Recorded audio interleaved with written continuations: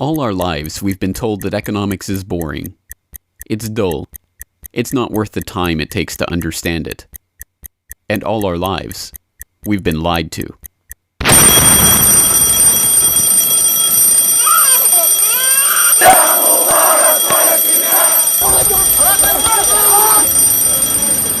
War, poverty, revolution.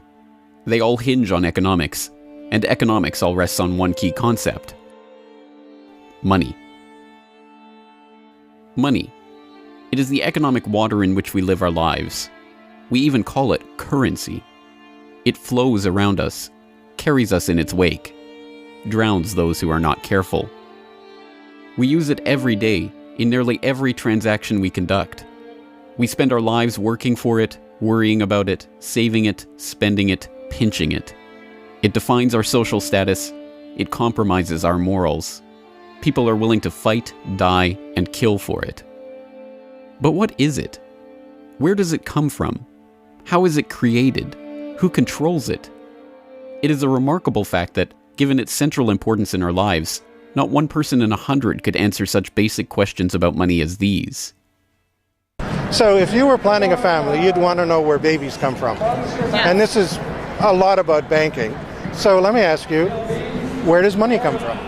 Where does the money come from? Where does any money? The government prints it. It's printed off. Where does money come from? How is new money created? By labor. People work and produce wealth, and the money is supposed to match that wealth. Where does money come from? Well, I have a pretty different outlook on money. It actually comes from like trees, right? But why is this? How could we be so ignorant about a topic of such importance? Where does money come from is a basic, childlike question.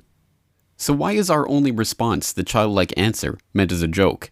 It grows on trees. Such a profound state of ignorance could not come about naturally. From the time we are children, we are curious about the world and eager to learn about the way it works. And what could lead to a better understanding of the way the world works than a knowledge of money, its creation and destruction? Yet discussion of this topic is fastidiously avoided in our school years and ignored in our daily life. Our monetary ignorance is artificial, a smoke screen that has been erected on purpose and perpetrated with the help of complicated systems and insufferable economic jargon. But it doesn't take an economist to understand the importance of money. Deep down, we all know that the wars, the poverty, the violence we see around us hinges on this question of money. It seems like a 1,000-piece jigsaw puzzle just waiting to be solved. And it is. The puzzle pieces, taken together, create an image of the Federal Reserve, America's central bank, and the heart of the country's banking system. Despite its central importance to the economy, relatively few have heard of it, and fewer still know what it is, despite the bank's attempts at self-description. Our economy runs on a complex system of exchange of goods and services, in which money plays a key part. Coin, currencies, savings, and checking accounts, the overall supply of money is managed by the Federal Reserve. Money is the medium through which economic exchanges take place, and money as a standard of value helps us to set prices for goods and services. The job of managing money, monetary policy, is to preserve the purchasing power of the dollar while ensuring that a sufficient amount of money is available to promote economic growth. The Federal Reserve also promotes the safety and soundness of the institutions where we do our banking. It ensures that the mechanisms by which we make payments, whether by cash, check, or electronic means, operate smoothly and efficiently. And in its fiscal role, acts as the banker for the United States government. Now, these duties comprise the major responsibilities of our central bank. But in order to really understand the Federal Reserve, we must first understand its origins and context. We must deconstruct the puzzle. The first piece of that puzzle lies here, in the White House. This is where the Federal Reserve Act, then known as the Currency Bill, was signed into law after passing the House and Senate in late December 1913. The New York Times of Christmas Eve 1913 described the festive scene. The Christmas spirit pervaded the gathering. While the ceremony was a little less impressive than that of the signing of the Tariff Act on October 3rd last in the same room, the spectators were much more enthusiastic and seized every occasion to applaud. There in the White House that fateful December evening, President Wilson signed away the last veneer of control over the American money supply to a cartel, a well-organized gang of crooks so successful, so cunning, so well hidden that even now, a century later, few know of its existence, let alone the details of its operations. But those details have been openly admitted for decades. Of course, just as we have been taught to find economics boring, we have been taught that this story is boring. This is the way the Federal Reserve itself tells it. The United States was facing severe financial problems. At the turn of the century, most banks were issuing their own currency, called banknotes. The trouble was, currency that was good in one state was sometimes worthless in another. People began to lose confidence in their money, since it was only as sound as the bank that issued it. Fearful that their bank might go out of business, they rushed to exchange their banknotes for gold or silver. By attempting to do so, they created the Panic of 1907. During the panic, people streamed to the banks and demanded their deposits. The banks could not meet the demand. They simply did not have enough gold and silver coin available. Many banks went under. People lost millions of dollars. Businesses suffered, unemployment rose, and the stability of our economic system was again threatened. Well, this couldn't go on. If the country was going to grow and prosper, some means would have to be found to achieve financial and economic stability. To prevent financial panics like the one in 1907, President Woodrow Wilson signed the Federal Reserve Act into law in 1913. But this is history as told by the victors, a revisionist vision in which the creation of a central bank to control the nation's money supply is merely a boring historical footnote, about as important as the invention of the zipper or an early 20th century hula hoop craze. The truth is that the story of the secret banking conclave that gave birth to that Federal Reserve Act is as exciting and dramatic as any Hollywood screenplay or detective novel yarn, and all the more remarkable for the fact that it is all true. We pick up the story, appropriately enough, under cover of darkness. It was the night of November 22nd, 1910, and a group of the richest and most powerful men in America were boarding a private rail car at an unassuming railroad station in Hoboken, New Jersey. The car, waiting with shades drawn to keep onlookers from seeing inside, belonged to Senator Nelson Aldrich, the father-in-law of billionaire heir to the Rockefeller dynasty, John D. Rockefeller Jr. A central figure on the influential Senate Finance Committee where he oversaw the nation's monetary policy, Aldrich was referred to in the press as the general manager of the nation. Joining him that evening was his private secretary Shelton, and a who's who of the nation's banking and financial elite. A. Pyatt Andrew, the assistant treasury secretary, Frank Vanderlip, president of the National City Bank of New York, Henry P. Davison, a senior partner of J.P. Morgan Company, Benjamin Strong Jr., an associate of J.P. Morgan and president of Bankers Trust Co., and Paul Warburg, heir of the Warburg banking family and son-in-law of Solomon Loeb of the famed New York investment firm Kuhn, Loeb and Company. The men had been told to arrive one by one after sunset to attract as little attention as possible. Indeed, secrecy was so important to their mission that the group did not use anything but their first names throughout the journey so as to keep their true identity secret even from their own servants and waitstaff. The movements of any one of them would have been reason enough to attract the attention of New York's voracious press, especially in an era where banking and monetary reform was seen as a key issue for the future of the nation. A meeting of all of them, now that would surely have been the story of the century. And it was. Their destination? The secluded Jekyll Island off the coast of Georgia, home to the prestigious Jekyll Island Club whose members included the Morgans, Rockefellers, Warburgs, and Rothschilds. Their purpose? Davison told intrepid local reporters who had caught wind of the meeting that they were going duck hunting. But in reality, they were going to draft a reform of the nation's banking industry in complete secrecy. G. Edward Griffin, the author of the best-selling The Creature from Jekyll Island and a longtime Federal Reserve researcher, explains. What happened is that the banks decided that since there was going to be legislation anyway to control their industry, that they wouldn't just sit back and wait and see what happened and cross their fingers that it would be okay.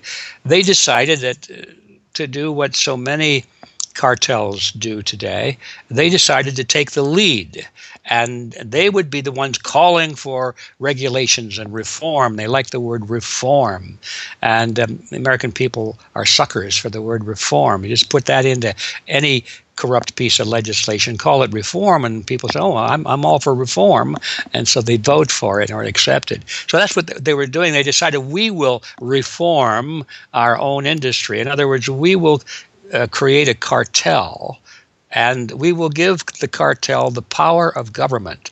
We'll take our cartel agreement so that we can self-regulate to our advantage, and we'll call it the Federal Reserve Act. And then we'll take this cartel agreement to Washington and convince those idiots there to pass it into law. And that basically was the strategy. It was a brilliant strategy. Of course, we see it happening all the time, and certainly in our own day today, we see the same thing happening in other cartelized industry. Right now, we're watching it unfold in the field of healthcare, but at that time, it was banking, all right?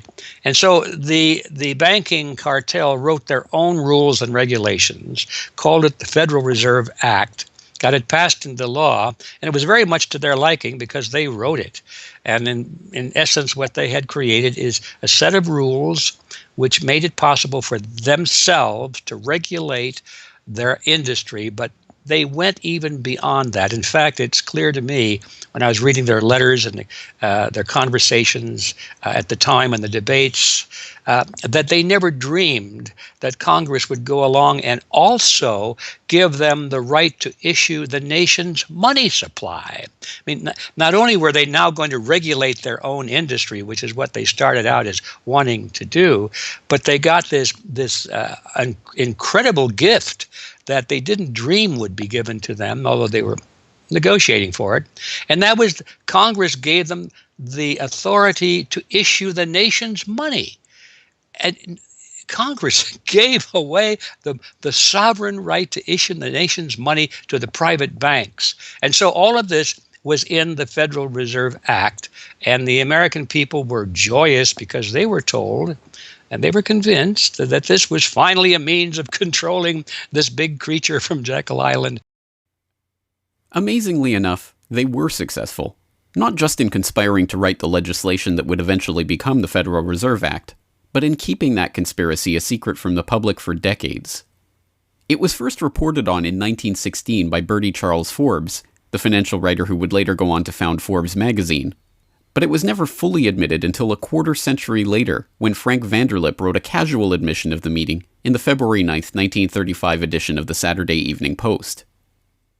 I was as secretive, indeed as furtive, as any conspirator.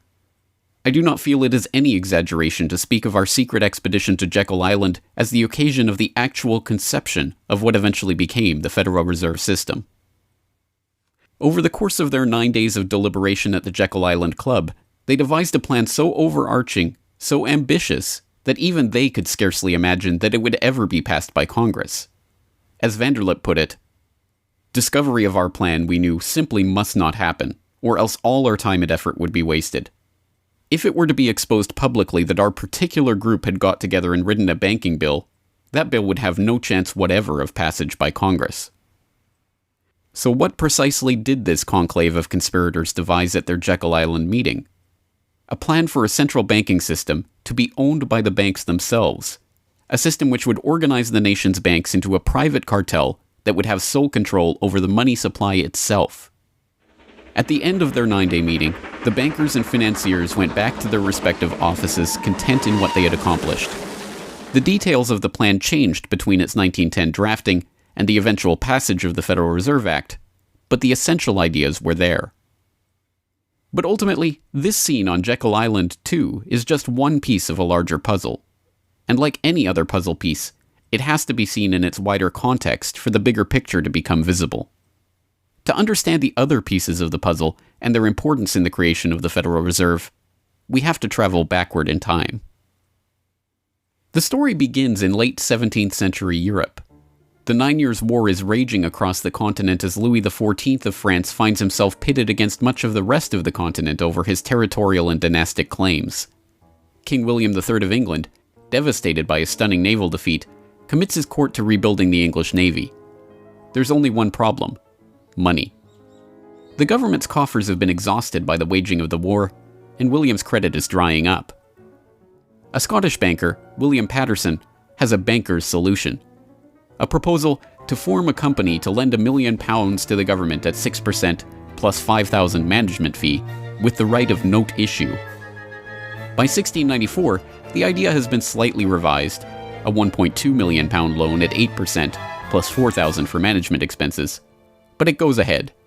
The magnanimously titled Bank of England is created. The name is a carefully constructed lie, designed to make the bank appear to be a government entity. But it is not. It is a private bank owned by private shareholders for their private profit, with a charter from the king that allows them to print the public's money out of thin air and lend it to the crown. What happens here at the birth of the Bank of England in 1694 is the creation of a template that will be repeated in country after country around the world. A privately controlled central bank lending money to the government at interest, money that it prints out of nothing. And the jewel in the crown for the international bankers that creates this system is the future economic powerhouse of the world, the United States. In many important respects, the history of the United States is the history of the struggle of the American people against the banksters that wish to control their money. By the 1780s, with colonies still fighting for independence from the crown, the bankers will get their wish. In 1781, the United States is in financial turmoil. The Continental, the paper currency issued by the Continental Congress to pay for the war, has collapsed from overissue and British counterfeiting. Desperate to find a way to finance the end stages of the war, Congress turns to Robert Morris, a wealthy shipping merchant who was investigated for war profiteering just 2 years earlier. Now, as Superintendent of Finance of the United States from 1781 to 1784, he is regarded as the most powerful man in America, next to General Washington. In his capacity as Superintendent of Finance, Morris argues for the creation of a privately owned central bank deliberately modeled on the Bank of England that the colonies were supposedly fighting against. Congress, backed into a corner by war obligations and forced to do business with the bankers just like King William in the 1690s, acquiesces and charters the Bank of North America as the nation's first central bank. And exactly as the Bank of England came into existence loaning the British Crown £1.2 million, the BNA started business by loaning $1.2 million to Congress. By the end of the war, Morris has fallen out of political favor and the Bank of North America's currency has failed to win over a skeptical public. The BNA is downgraded from a national central bank to a private commercial bank chartered by the state of Pennsylvania. But the bankers have not given up yet. Before the ink is even dry on the Constitution, a group led by Alexander Hamilton is already working on the next privately owned central bank for the newly formed United States of America. So brazen is Hamilton in the forwarding of this agenda that he makes no attempt to hide his aims or those of the banking interests he serves. A national debt, if it is not excessive, will be to us a national blessing, he wrote in a letter to James Duane in 1781. It will be a powerful cement of our union. It will also create a necessity for keeping up taxation to a degree which, without being oppressive, will be a spur to industry. Opposition to Hamilton and his debt-based system for establishing the finances of the U.S. is fierce. Led by Jefferson and Madison, the bankers and their system of debt enslavement is called out for the force of destruction that it is, with Thomas Jefferson writing, "The spirit of war and indictment, since the modern theory of the perpetuation of debt, has drenched the earth with blood and crushed its inhabitants under burdens ever accumulating." Still, Hamilton proves victorious. The first Bank of the United States is chartered in 1791 and follows the pattern of the Bank of England and the Bank of North America almost exactly. A privately owned central bank with the authority to loan money that it creates out of nothing to the government. In fact, it is the very same people behind the new bank as were behind the old Bank of North America. It was Alexander Hamilton, Robert Morris's former aide, who first proposed Morris for the position of financial superintendent, and the director of the old Bank of North America, Thomas Willing, is brought in to serve as the first director of the first Bank of the United States. Meet the new banking bosses, same as the old banking bosses. In the first 5 years of the bank's existence, the U.S. government borrows $8.2 million from the bank, and prices rise 72%. By 1795, when Hamilton leaves office, the incoming Treasury Secretary announces that the government needs even more money and sells off the government's meager 20% share in the bank, making it a fully private corporation. Once again, the U.S. economy is plundered while the private banking cartel laughs all the way to the bank that they created. By the time the bank's charter comes due for renewal in 1811, the tide has changed for the money interests behind the bank. Hamilton is dead, shot to death in a duel with Aaron Burr. The bank-supporting Federalist Party is out of power. The public are wary of foreign ownership of the central bank, and what's more, don't see the point of a central bank in time of peace. Accordingly, the charter renewal is voted down in the Senate, and the bank is closed in 1811. Less than a year later, the US is once again at war with England. After 2 years of bitter struggle, the public debt of the US has nearly tripled from $45.2 million to $119.2 million. With trade at a standstill, prices soaring, inflation rising, and debt mounting, President Madison signs the charter for the creation of another central bank, the Second Bank of the United States, in 1816. Just like the two central banks before it, it is majority privately owned and is granted the power to loan money that it creates out of thin air to the government. The 20-year bank charter is due to expire in 1836, but still in his first term, President Andrew Jackson has already vowed to let it die prior to renewal. Believing that Jackson won't risk his chance for re-election in 1832 on the issue, the bankers forward a bill to renew the bank's charter in July of that year, 4 years ahead of schedule. Remarkably, Jackson vetoes the renewal charter and stakes his re-election on the people's support of his move. In his veto message, Jackson writes in no uncertain terms about his opposition to the bank. Whatever interest or influence, whether public or private, has given birth to this act, it cannot be found either in the wishes or necessities of the executive department, by which present action is deemed premature, and the powers conferred upon its agent not only unnecessary, but dangerous to the government and country. It is to be regretted that the rich and powerful too often bend the acts of government to their selfish purposes. If we cannot at once, in justice to interests vested under improvident legislation, make our government what it ought to be, we can at least take a stand against all new grants of monopolies and exclusive privileges, against any prostitution of our government to the advancement of the few at the expense of the many, and in favor of compromise and gradual reform in our code of laws and system of political economy. The people side with Jackson, and he's re-elected on the back of his slogan, "Jackson and no bank." The president makes good on his pledge. In 1833, he announces that the government will stop using the bank and will pay off its debt. The bankers retaliate in 1834 by staging a financial crisis and attempting to pin the blame on Jackson, but it's no use. On January 8, 1835, President Jackson succeeds in paying off the debt, and for the first and only time in its history, the United States is free from the debt chain of the bankers. In 1836, the Second Bank of the United States charter expires, and the bank loses its status as America's central bank. It is 77 years before the bankers can regain the jewel in their crown, but it is not for lack of trying.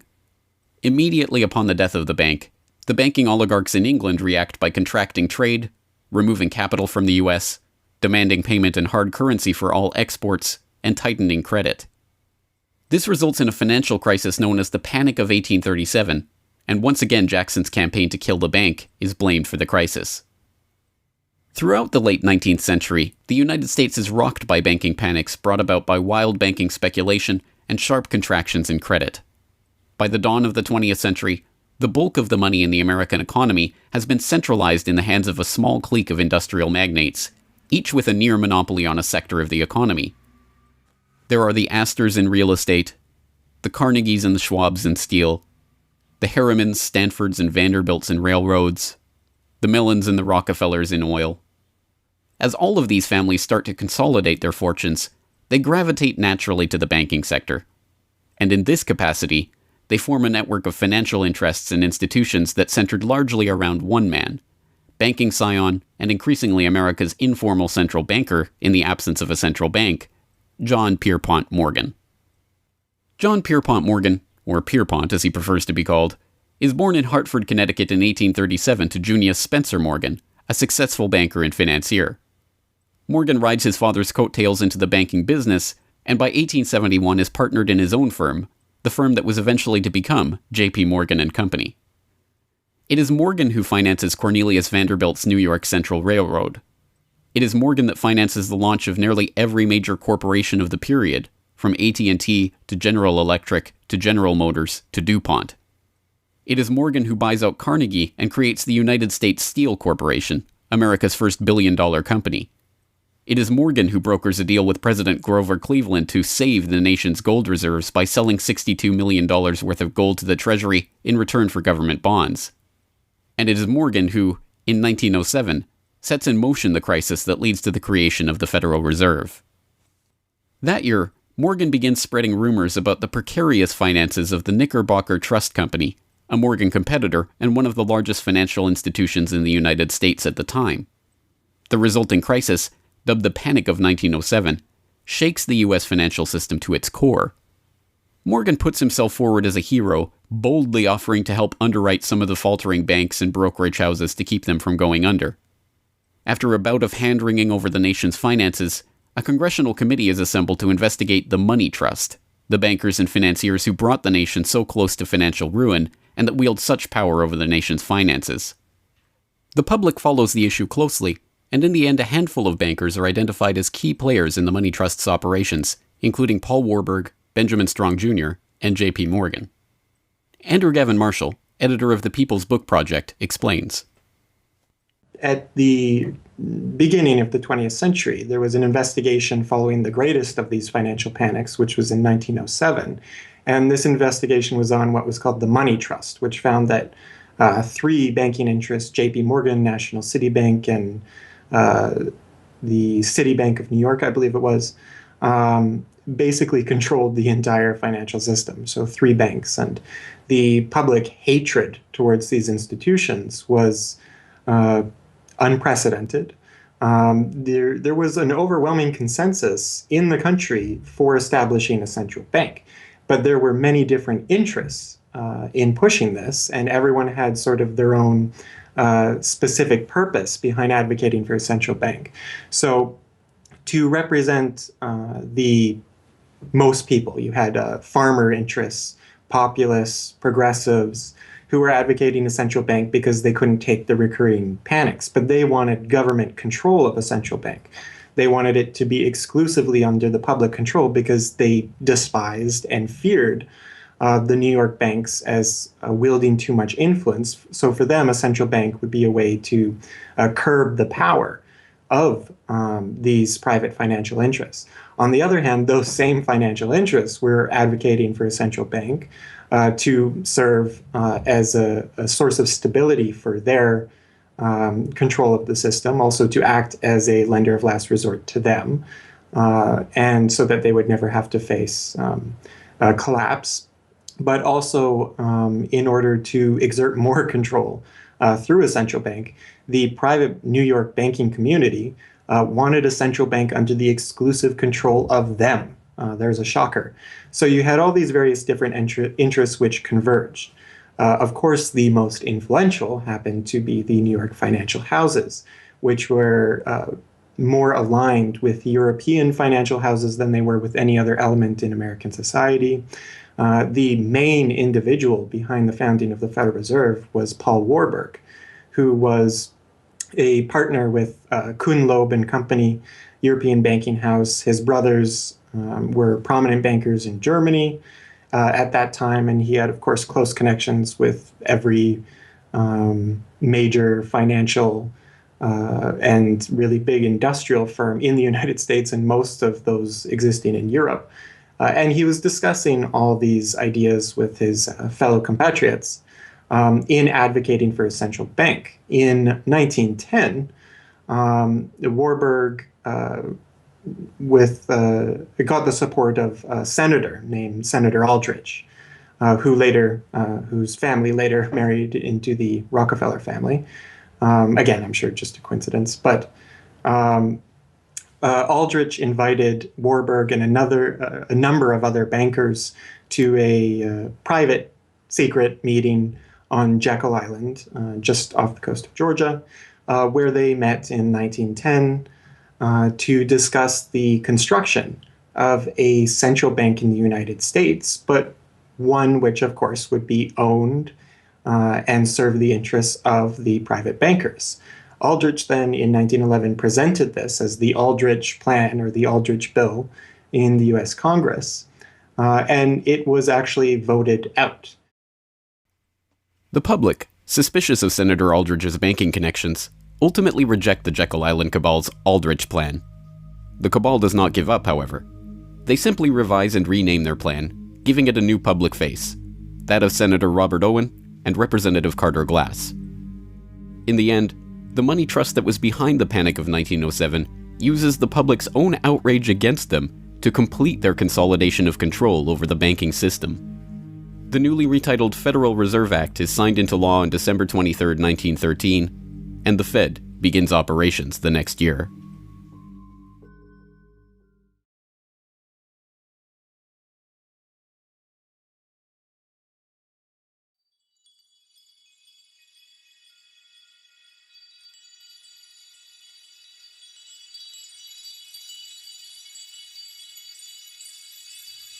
So how does the Federal Reserve System work? What does it do? Who owns and controls it? These are the basic questions that would get to the heart of the fundamental question, what is money? And that is why the answer to these questions have been shrouded in impenetrable economic jargon. Even the Federal Reserve's own educational propaganda, which has an unusual tendency towards cutesy animation and talking down to its audience, has a difficult time summarizing the Fed's mission and responsibilities. According to the Fed, to achieve these goals, the Fed, then and now, combines centralized national authority through the Board of Governors, remember that on the map, with a healthy dose of regional independence through the reserve banks. A third entity, the Federal Open Market Committee, brings together the expertise of the first two in setting the nation's monetary policy. Precisely what imaginary gaggle of schoolchildren is this economic gibberish aimed at? The simple truth, hidden behind the sleight of hand of economic jargon and magisterial titles, is that a banking cartel has monopolized the most important item in our entire economy: money itself. We are taught to think of money as the pieces of paper printed in government printing presses or coins minted by government mints. While this is partially true, in this day and age, the actual notes and coins circulating in the economy represent only a tiny fraction of the money in existence. Over 90% of the money supply is in fact created by private banks as loans that are payable back to the banks at interest.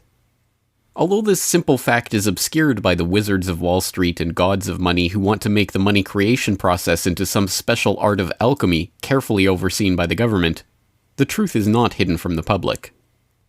In December 1977, the Federal Reserve Bank of New York published another of its dumbed-down cartoon-ridden information pamphlets for the general public, attempting to explain the functions of the Federal Reserve System. There in black and white, they carefully explain the money creation process. Commercial banks create checkbook money whenever they grant a loan, simply by adding new deposit dollars to accounts on their books in exchange for a borrower's IOU. Banks create money by monetizing the private debts of businesses and individuals. That is, they create amounts of money against the value of those IOUs. There it is, in plain English. The vast majority of money in the economy, the checkbook money in our accounts at the bank and that we use in our electronic transfers and digital payments, is created not by a government printing press, but by the bank itself. It is created out of thin air as debt, owed back to the bank that created it at interest. This means that bank loans are not money taken from other bank depositors, but new money simply conjured into existence and placed into your account. And the bank is able to create much more money than it has cash to back up those deposits. The Fed claims to be the entity overseeing and backing up the banking industry. It was established, according to its own propaganda, to stabilize the system and prevent bank runs like the Panic of 1907 from happening again. Throughout much of the 1800s, almost any organization that wanted could print its own money. As a result, many states, banks, and even one New York druggist did just that. In fact, at one time, There were over 30,000 different varieties of currency in circulation. Imagine the confusion. Not only were there multitudes of currencies, some were redeemable in gold and silver, others were backed by bonds issued by regional governments. It was not unusual for people to lose faith both in the value of their currency and in the entire financial system. With many people trying to withdraw their deposits at once, sometimes the banks didn't have enough money on hand to pay their depositors. Then, when the funds ran out, the banks suspended payment temporarily, and some even closed. People lost their entire savings, and sometimes regional economies suffered. Obviously, something had to be done, and in 1913, something was.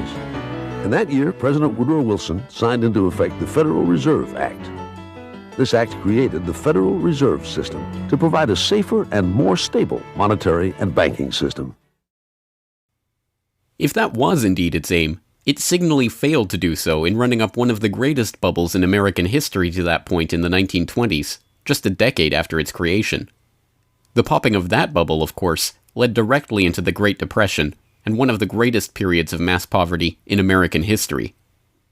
Economists have long argued that the Fed itself was the cause of the Depression by its complete mismanagement of the money supply. As former Federal Reserve Chairman Ben Bernanke admitted in a speech commemorating Fed critic Milton Friedman's 90th birthday, regarding the Great Depression, "You're right, we did it. We're very sorry. But thanks to you, we won't do it again." Price stability is another cited tenet of the Federal Reserve's mandate. But here, too, the Fed has completely failed to live up to its own standards.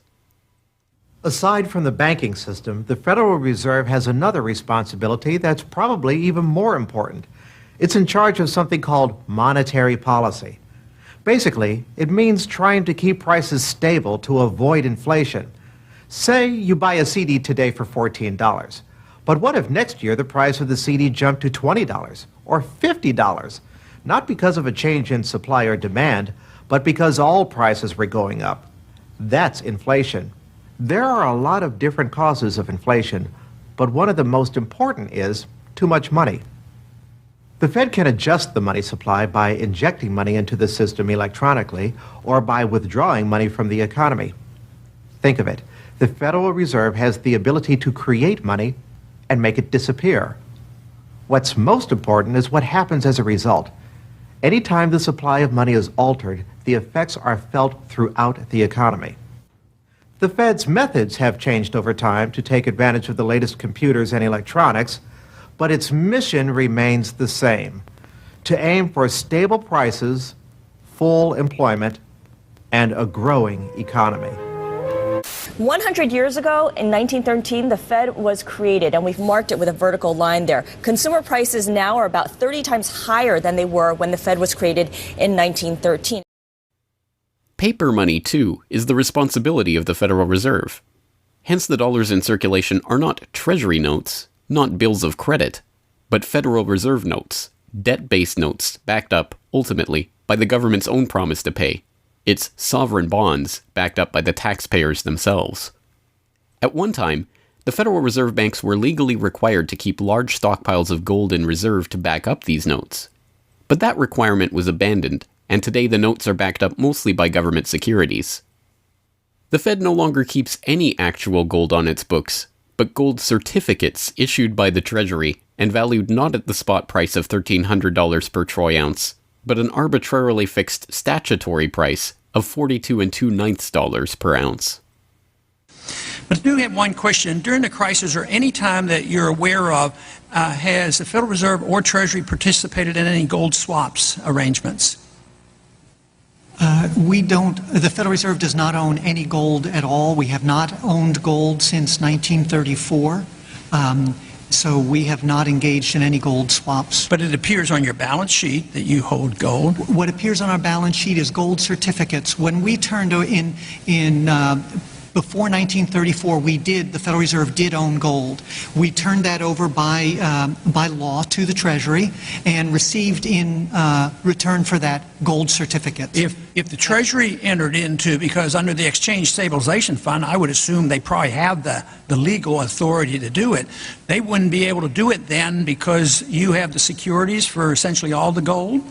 No, we have no interest in the gold that is owned by the Treasury. We have simply an accounting document that is called gold certificates that represents the value at a statutory rate and still that we gave to the Treasury in 1930. And still measured at $42 an ounce, which makes no sense whatsoever. Clearly, there is a discrepancy between what we are led to believe is motivating the Fed and what it actually does. To understand what the Fed is actually intended to do, it's first important to understand that the Federal Reserve is not a bank per se, but a system. This system codifies, institutionalizes, oversees, and undergirds a form of banking called fractional reserve banking, in which banks are allowed to lend out more money than they actually have in their vaults. The whole process starts, the process of decay and corruption starts with something called fractional reserve banking. That's the technical name for it. And what that really means is that as the banking institution developed over several centuries, starting, of course, in Europe, it developed the practice of legalizing a certain dishonest accounting procedure. In other words, in the very, very beginning, if you want to go all the way back, people would bring their gold or silver to the banks for safekeeping. And they say, give us a paper receipt. And we don't want to guard our silver and our gold because, people could come in the middle of the night and they could kill us or tie us up and threaten us, and they'll get our gold and silver, so we can't really guard it. We'll take it to the bank and have them guard it, and we just want a paper receipt so that we can take the receipt back and get our gold anytime we want. And so in the beginning, money was receipt money. They could then, instead of changing or exchanging the gold coins, they could exchange the receipts. And people would accept the receipts just as well as the gold, knowing they could get the gold. And so these paper receipts being circulated were, in essence, the very first examples of paper money. Well, the banks learned early on that game that here they were sitting on this pile of gold and all these paper receipts out there. People weren't bringing the receipts in anymore. Very few of them, maybe 5%, maybe 7% of the people would bring in their paper receipts and ask for the gold. So they said, why don't we just sort of give more receipts out than we have gold? They'll never know because we only are asked at the best 7% of it, so we can create more receipts for gold than we have, and we can collect interest on that because we'll loan that into the economy and we'll charge interest on this money that we don't really have. And it's a pretty good gimmick, don't you think? And well, yeah, of course. And so that's how fractional reserve banking started. And now it's institutionalized, and they teach it in school. No one ever questions the integrity of it or the ethics of it. They say, well, that's the way banking works. And isn't it wonderful that we now have this flexible currency and we have prosperity and all of this sort of thing? So it all starts with this concept of fractional reserve banking. And the trouble is with that is it works most of the time, but every once in a while, there are a few ripples that come along that are a little bit bigger than the other ripples, and maybe one of them is a wave, and more than 7% will come in and ask for their gold. Maybe 20% will come in, or 30%. And well, now the banks are embarrassed because the fraud is exposed. They say, well, we don't have your gold. What do you mean you don't have my gold? I gave it to you and put it on deposit, and you said you'd safeguard it. Well, we don't have it. We loaned it out. So then the word gets out, and everybody and their uncle comes and lines up for their gold. And of course, they don't have it, and the banks are closed. They have bank holidays, and the banks are embarrassed. They go out of business. People lose their savings, and you have these terrible banking crashes that were ricocheting all around the world prior to this time. And that's what caused the concern. One of the things that caused the concern of the American people, they didn't want that anymore. They wanted to put a stop to that. And that was the whole purpose, supposedly, of the Federal Reserve System, is to put a stop to that. But since the people who designed the plan to put a stop to it were the very ones who were doing it in the first place, you can not be surprised that their solution was not a very good one insofar as the American people were concerned. Their solution was to expand it. Not to control it, but to expand it. See, prior to that time, this little game of fractional reserve banking was localized at the state level. Each state was doing its own little fractional reserve banking system. Each state, in essence, had its own Federal Reserve. Central banks were authorized by state law to do this sort of thing, and that was causing all this problem. And so the Federal Reserve came along and said, well, no, we're not going to do this at the state level anymore because look at all the problem it's causing. We're going to consolidate it all together, and we're going to do it at the national level. The key to this system, of course, is who controls this incredible power to regulate the economy by setting reserve requirements and targeting interest rates. The answer to this question, too, has been deliberately obscured. The Federal Reserve System is a deliberately confusing mishmash of public and private interests, reserve banks, boards and committees, centralized in Washington and spread out across the United States. So you have the Federal Reserve Board in Washington, appointed by the president. That's the only part of this system that is directly dependent upon the government for input. That's the federal part, that the government, the president specifically, gets to choose a few select governors. The 12 regional banks, the most influential of which is the Federal Reserve Bank of New York, essentially based in Wall Street to represent Wall Street, is representative of the major Wall Street banks who own shares in the private, not federal, but private Federal Reserve Bank of New York. All the other regional banks are also private banks. They vary according to how much influence they wield. But the Kansas City Fed is influential, the St. Louis Fed, the Dallas Fed. But the New York Fed is really the center of this system. And precisely because it represents the Wall Street banks who appoint the leadership of the New York Fed. So the New York Fed has a lot of public power, but no public accountability. It has no oversight. It does not answer to Congress the way that the chairman of the Federal Reserve Board of Governors does. And even then, the chairman of the Federal Reserve Board, who is appointed by the president, does not answer to the president. He does not answer to Congress. He goes to Congress to testify, but the policy that they set is independent. So they have no input from the government. The government can't tell them what to do, legally speaking.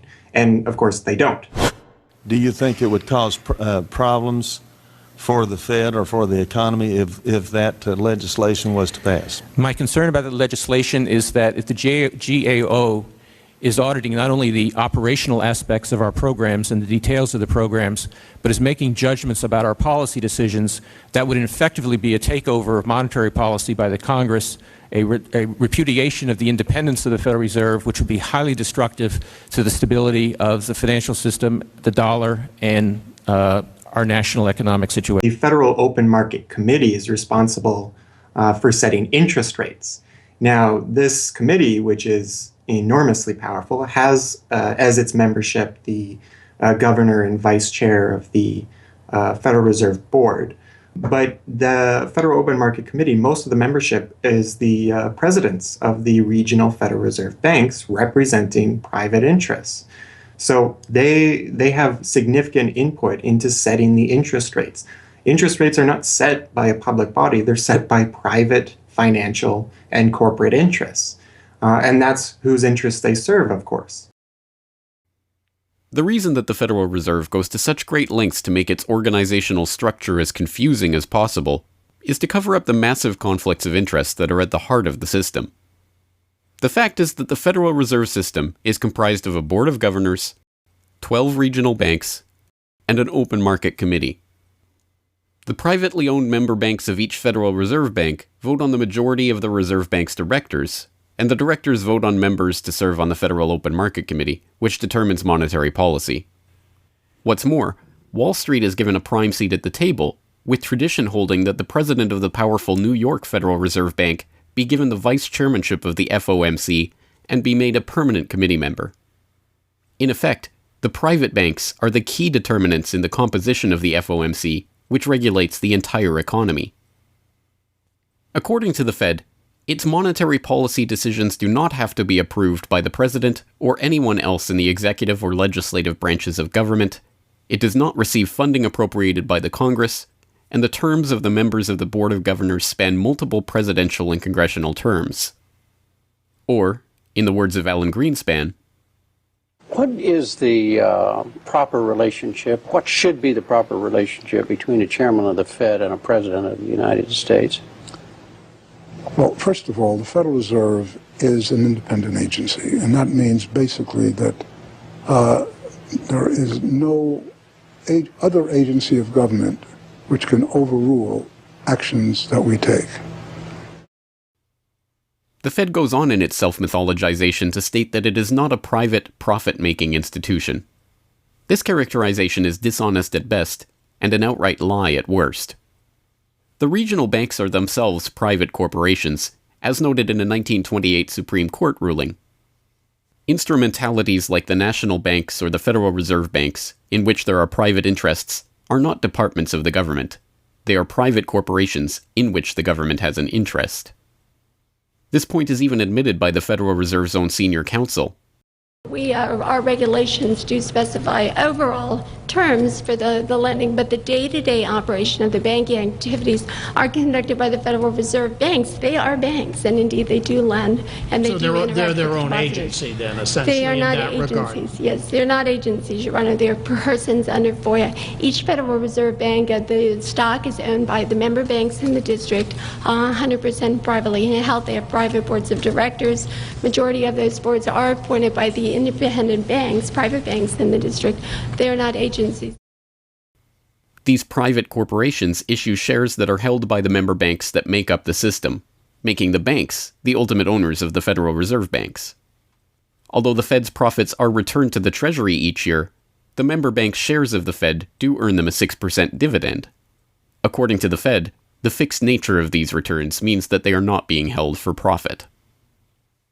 Despite the dishonest nature of this description, however, it is important to understand that the bankers who own the Federal Reserve indeed do not make their money from the Fed directly.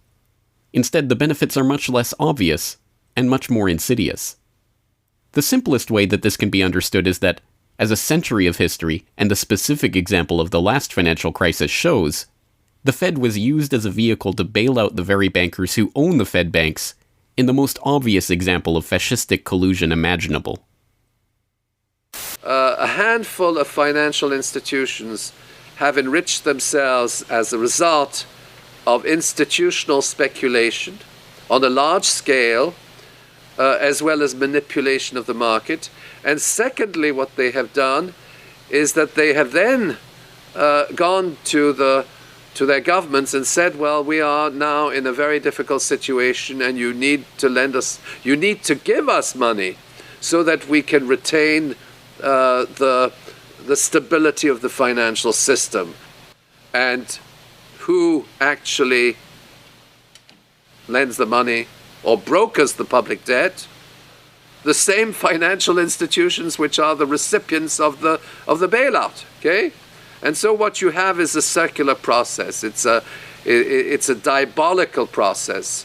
You're lending money. You're not lending money. You're handing money to the large financial institutions, and then this is leading up to a mounting public debt in the trillions. Okay, and then you say to the financial institutions, we need to establish a new set of treasury bills and government bonds, etc., which of course are sold to the public, but they are always brokered through the financial institutions, which establish their viability and so on and so forth. And the financial institutions will probably buy part of this public debt. So that in effect what the government is doing is financing its own indebtedness through the bailouts. It hands money to the banks, but to hand the money to the banks, it becomes indebted to those same financial institutions, and then it says, well, we now have to emit large amounts of public debt. Please, can you help us? And then the banks will say, well, your books are not quite in order. And then the government will say, well, obviously they're not in order because we've just handed you $1.4 trillion of bailout money, and we're now in a very difficult situation, so we need to borrow money from the people who are, in fact, the recipients of the bailout. So this is really what we're dealing with. We're dealing with a circular process. The 2008 crisis and subsequent bailouts are merely the latest and most brazen examples of the fundamental conflicts of interest at the heart of America's privately owned central banking system. Beginning with the collapse of Lehman Brothers in September of that year, the Federal Reserve embarked on an unprecedented program of bailouts and special zero-interest lending facilities for the very banks that had caused the subprime meltdown in the first place. By the cartelization of the Federal Reserve structure, and thus not by accident, it was the very bank presidents who had overseen their banks' lending practices that ended up in the director positions of the Federal Reserve banks that voted on where to direct the trillions of dollars in bailout money. And unsurprisingly, they directed it toward their own banks.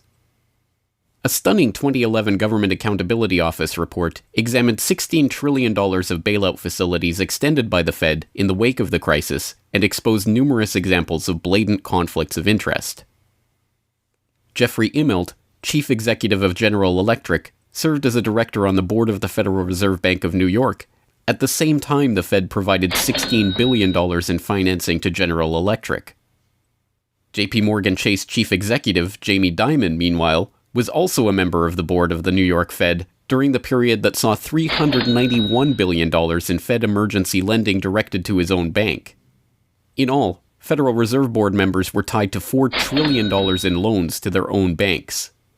These funds were not simply used to keep these banks afloat, but actually to return these Fed-connected banks to a period of record profits in the same period that the average worker saw their real wages actually decrease and the economy on Main Street slow to a standstill. Ben Bernanke, at that time the chairman of the Federal Reserve Board of Governors, was confronted about these conflicts of interest by Senator Bernie Sanders upon the release of the GAO report in June 2012. Senator, you raised an important point, which is that this is not something the Federal Reserve created. This is in the statute. Congress in the Federal Reserve Act said this is the governance of the Federal Reserve, and more specifically that bankers would be on the board. And 6 out of 9. Sorry? 6 out of 9 in the regional banks are from the banking industry. That's correct. And that is in the law. And right. I'll answer your question, though. The answer to your question is that Congress set this up. We have tried, I think we've made it into something useful and valuable. We do get information from it. But if Congress wants to change it, of course, we will work with you to find alternatives. Bernanke is completely right. These conflicts are, in fact, a part of the institution itself. A structural feature of the Federal Reserve that was baked into the Federal Reserve Act itself over 100 years ago by the bankers who conspired to cartelize the nation's money supply. You could not ask for a more succinct reason why the Federal Reserve itself, this admitted cartel of banking interests, needs to be abolished. But you could get one.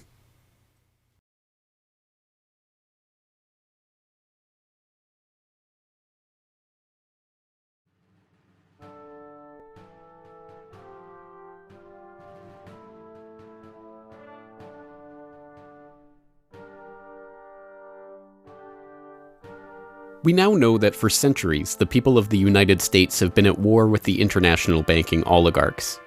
That war was lost, seemingly for good, in 1913, with the creation of the Federal Reserve.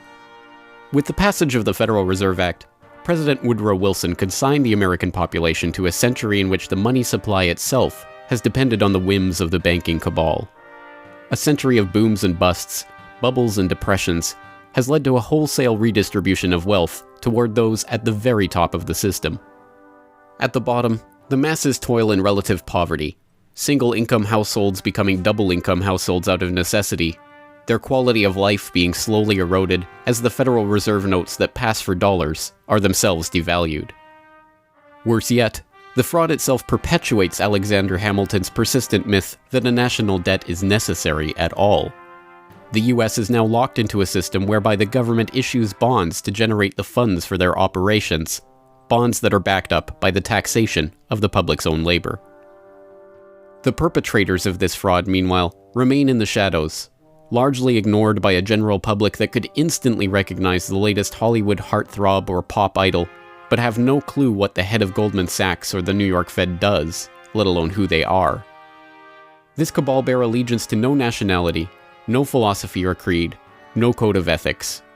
They are not even motivated by greed, but power. The power that the control of the money supply inevitably brings with it.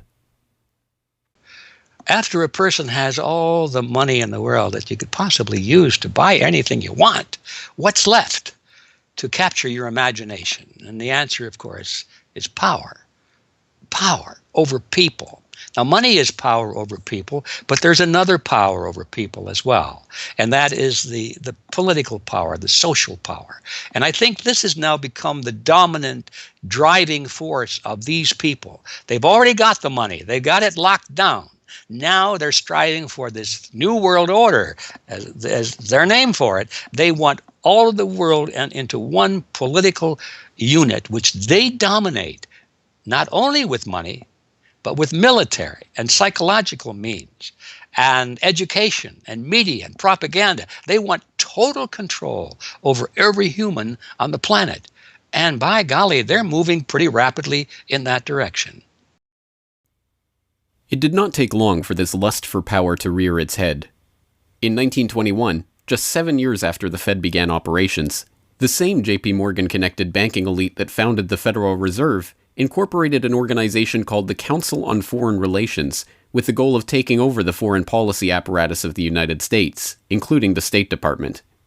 In this quest, it was remarkably successful.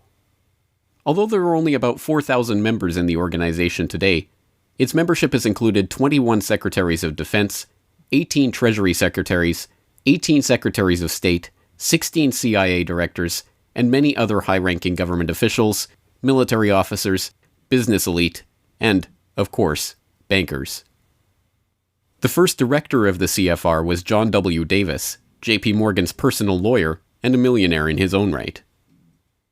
Together with its sister organizations in Britain and elsewhere around the world, these groups would work together toward what they called a new world order of total financial and political control directed by the bankers themselves.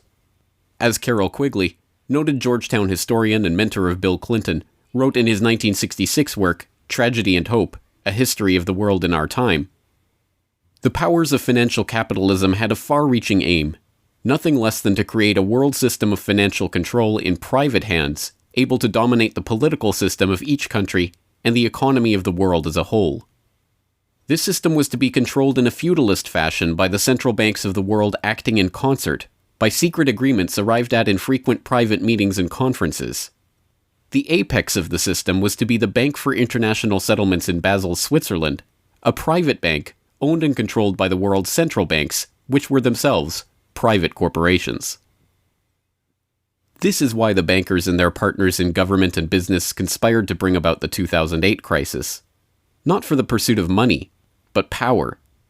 In the same way the bankers used the panic of 1907 to consolidate their control over the money supply, they hope to use the 2008 crisis and subsequent panics, which they themselves have created, to consolidate their political control. The International Summit for the Global Financial Crisis has been expanded from G7 to G20 because the leading 7 developed countries cannot solve the crisis alone. This expanded meeting raises the question whether a new global financial system will be created. So is this some sort of a new world order, which Gordon Brown kind of alluded to? British Prime Minister Gordon Brown has described the quote-unquote guiding principles to be addressed at the summit. They are transparency, sound banking, responsibility, integrity, and get this, global governance, unquote. I think a new world order is emerging, and with it the foundations of a new and progressive era of international cooperation. The inevitable conclusion, one that flows necessarily from the true understanding of this situation, is that the Federal Reserve System needs to be consigned to the dustbin of history. After a century of enslavement, it is time for the American public to finally throw off the bankers' debt chains.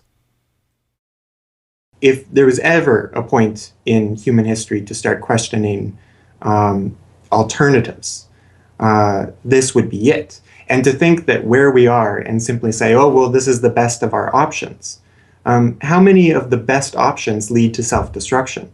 Doesn't sound like a best option. I think that with a world of 7 billion people, we can probably come up with something better than a system in which a few thousand people benefit so much at the expense of everything else on this world, and at the expense of the potential for the future of mankind. They're leveraging our future. And so long as we accept this way of thinking, so long as we accept these institutions as having dominance, that's the direction we'll be going. So I think reform is a good way to try and stall and to push back directly against the expanding and evolving power structures. But radical change is what's really needed, and that has to be built from the bottom up. But I think that these two processes can and should go together in parallel. If you've made it this far, congratulations. You are now better informed on the economic history of the United States and the truth about the Federal Reserve than 99% of the population. If you do nothing else, then just working to get those around you educated on this information alone will have a profound effect. Once they learn of the scam, many are motivated to do something about it, and they, in turn, inform others. This is the viral nature of suppressed truth, and it is the reason that more people are aware of and energized by the issue of the Federal Reserve and the nature of money than ever before. Perhaps even more amazingly, this movement is spreading to other parts of the globe. Recognizing the interlocking nature of the modern global economy and the international nature of the banking oligarchy, movements to abolish the Federal Reserve have sprung up in Europe, where protests against the cartelized central banking system are taking place in over 100 cities, attracting 20,000 people on a weekly basis. I started this movement because I realized that the Federal Reserve Act, in my opinion, is one of the most worst laws in the whole world. So a private banking company is lending America the money, and in my opinion, America is not any more democratic. The Federal Reserve tells the government what to do, and that's a problem. It's a very big problem, especially in the US. Why is it a global issue, and why are people doing it here in Germany? Because when you realize that this finance system, it's a global system, you have to go to the really beginning of the system. And in my opinion, it's also the World Bank and the International Fund of Currencies and stuff like this. But at the beginning of all this is a law from 1913, Woodrow Wilson signed it. And this is the beginning of all this hardcore capitalism we are suffering right now from. And the only way to stop this is maybe to break this law. But what if the burgeoning movement to end the Fed is successful? What system do people propose as the answer? There have been several proposals along different lines by various researchers. Some argue for a return to America's colonial roots of debt-free money issued by state-run banks, pointing to the Bank of North Dakota as one already functioning, successful model of this approach.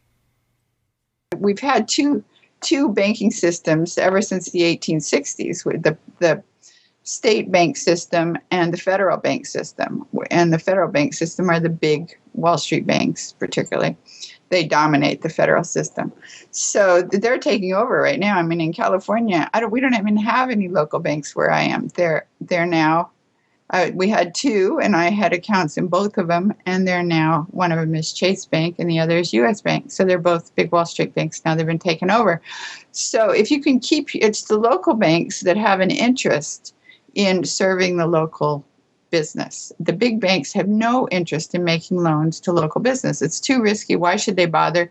They've got this virtually free money they can get from the Fed and from each other, and it's much more lucrative to them either to speculate in commodities or other things abroad, or what works very well for them is to buy long-term government bonds at 3%, because these have no capital requirement. The capital requirement for government bonds are zero.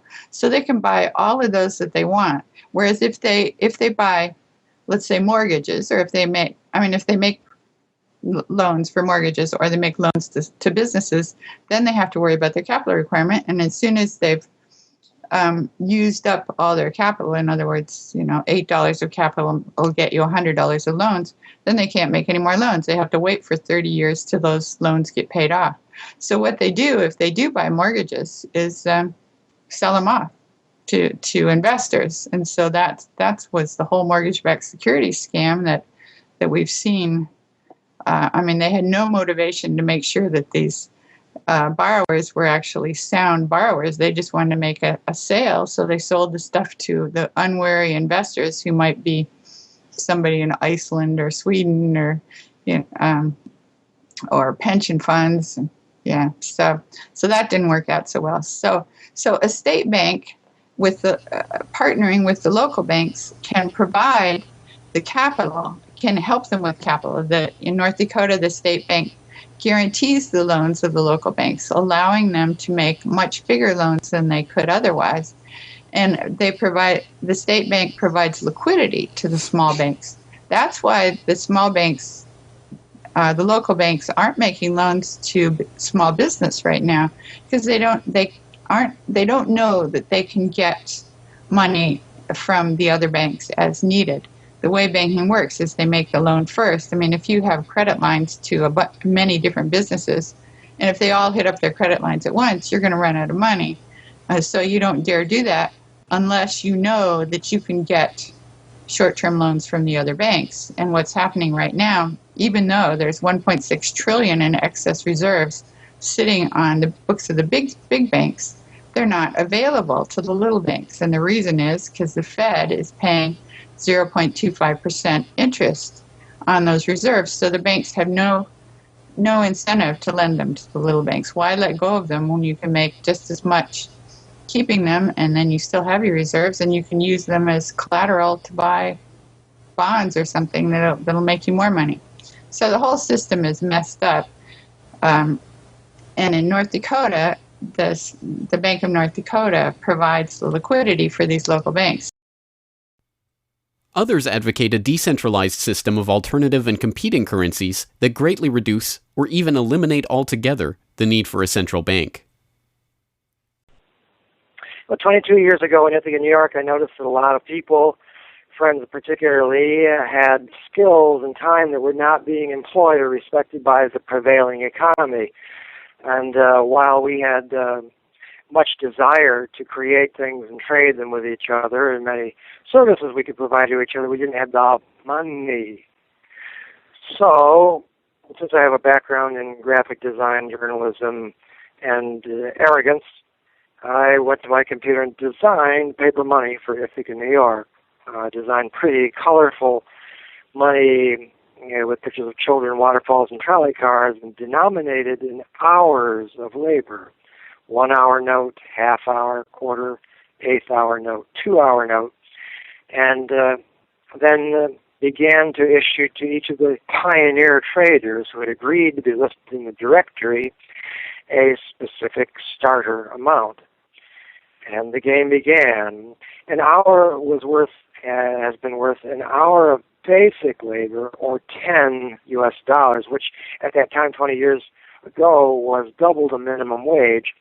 People who usually expect more than $10 per hour of their service can charge multiple hours per hour, but the denomination puts between us as residents of our community that reminder that we are fellow citizens, not merely winners or losers scrambling for dollars. And it introduces us to each other on the basis of these skills and services that we have, that we are more proud to provide for each other than often is the case with a conventional job, just the stuff we have to do to get the money to pay the bills. So through that trading process, that more intimate scale process within the community, we're more easily able to become friends and lovers and political allies. It's an inspiring story, and tell people about how much money has circulated through this community. I mean, it's important for people to understand just how successful this has been. Because we're not a computer system, we don't have a specific volume of trading recorded, but by the grapevine, by phone surveys, and over the years watching the money move, we were able to guess very reliably at several $1 million equivalent of this money has transacted over those years, making loans without charging interest up to $30,000 value, which is the fundamental monetary revolution in our system, then as well making grants of the money to over 100 community organizations. Some argue for currencies whose mathematical nature prevent them from being merely conjured into existence whenever a federal government wants to wage another war of aggression or forge another link in the seemingly endless train of governmental tyranny and abuse. What people have to understand about Bitcoin is that it's a completely decentralized network. There's no central server, there's no controlling company, there's no office. It's just free software that anyone can download and start running on their computer anywhere in the world. And that the Bitcoins themselves can be transferred to or from anyone anywhere in the world. And it's impossible for any bank or government or entity to block you from sending or receiving those Bitcoins. There's a limited supply of those Bitcoins. There will never, ever, ever be more than 21 million Bitcoins. And so because, like everything, the price is set based on supply and demand, because the supply of Bitcoins is limited and the demand is increasing as more and more people start to use them and more websites start to accept them, the price of Bitcoins in terms of dollars is going to have to increase even a lot more than the $500 per Bitcoin that it is today. Are there any drawbacks at all to the idea of using a cryptocurrency?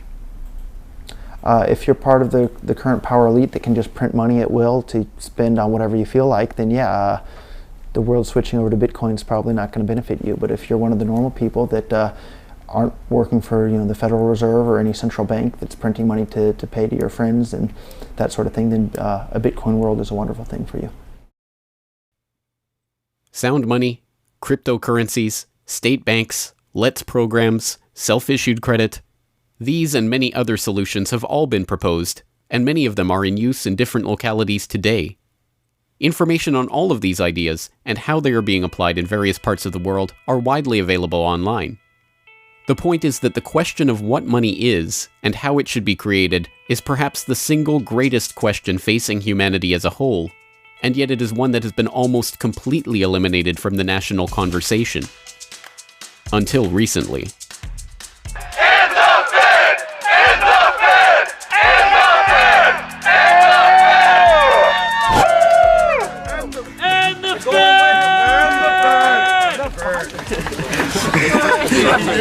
It's not even real paper! What the hell? We need some hands here! We need more hands! Hands up, Fed! Hands up, Fed! Hands up, Fed!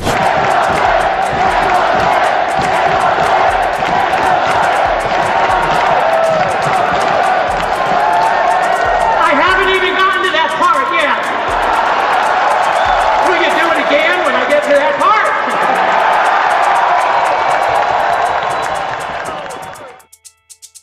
And so the rest of the story is now in our hands.